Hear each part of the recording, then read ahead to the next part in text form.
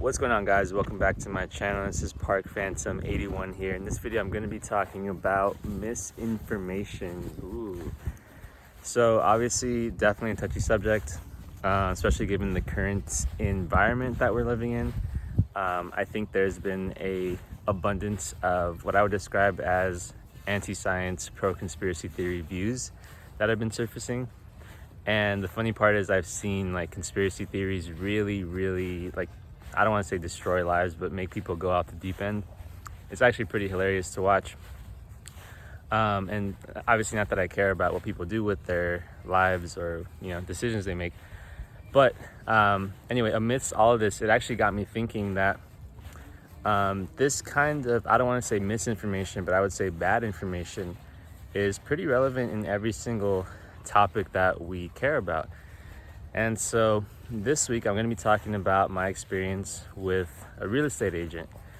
Now, he's actually a pretty nice guy, nothing against him, and I'm actually going to continue to work with this guy. As you guys know, I'm looking for a property. Hopefully by the end of the year I can have a property, maybe like a condo or something, that I can turn into a rental. But anyway, the reason I bring this up is because in my last real estate video I talked about how hey, I'm a stock market YouTuber, I'm a finance YouTuber, and currently when I look around the stock market YouTube universe, I feel like there isn't really that much good information. And so this isn't the case of misinformation, it's just, I would say, poor or not efficient information. There's tons of it on YouTube. And you can go on YouTube and find like some of the most simple stuff, or you can find stuff that makes you just run around in circles. It's all there. Anything you want to find, you'll find it.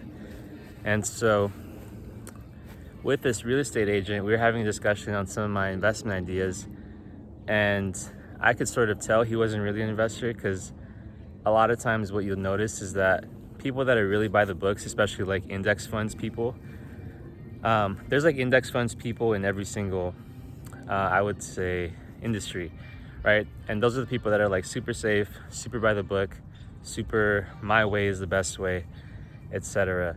And so obviously in real estate there's no exception.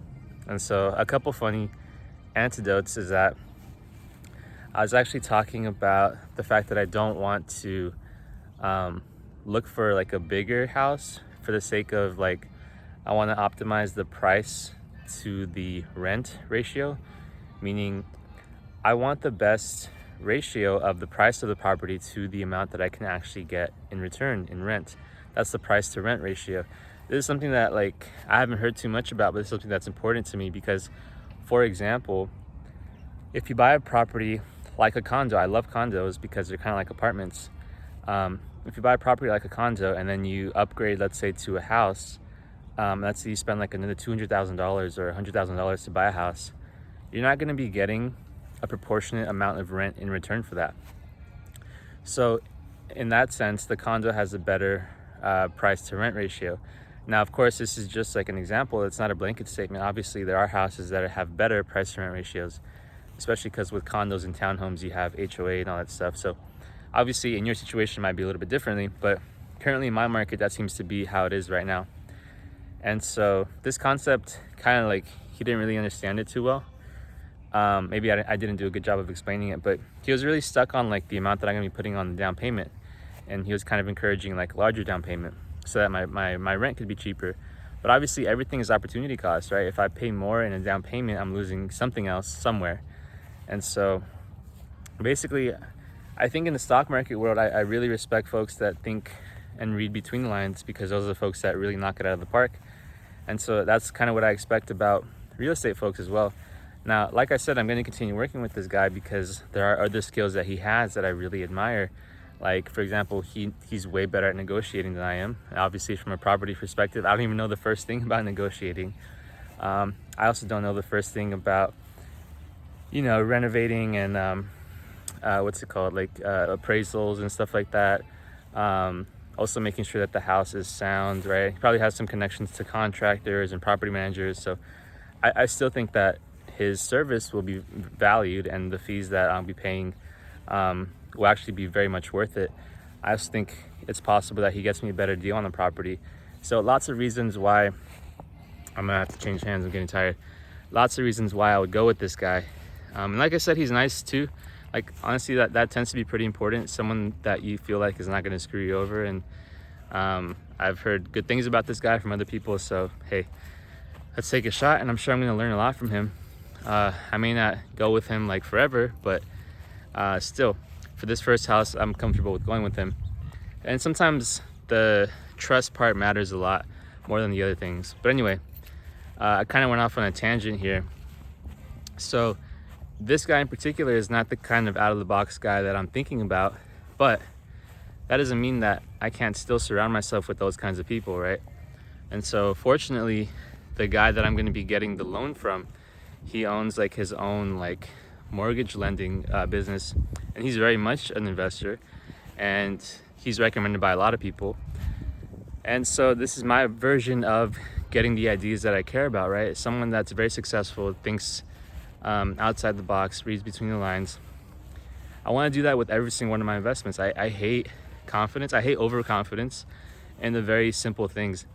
The last thing I'll mention, because I said there was two funny things earlier, is that this guy in particular, the real estate guy, was raving on about how real estate is the best investment because it only goes up.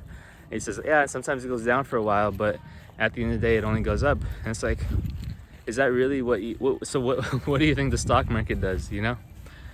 What am I supposed to say? Like, I'm not gonna, pick an argument with the guy. He's probably like at least 40 or something. So by that point, your mind is very hardened. That's another tip actually, is make sure that when you get older, make sure your minds don't harden, because the older people get, the harder it is for them to change their minds, unfortunately.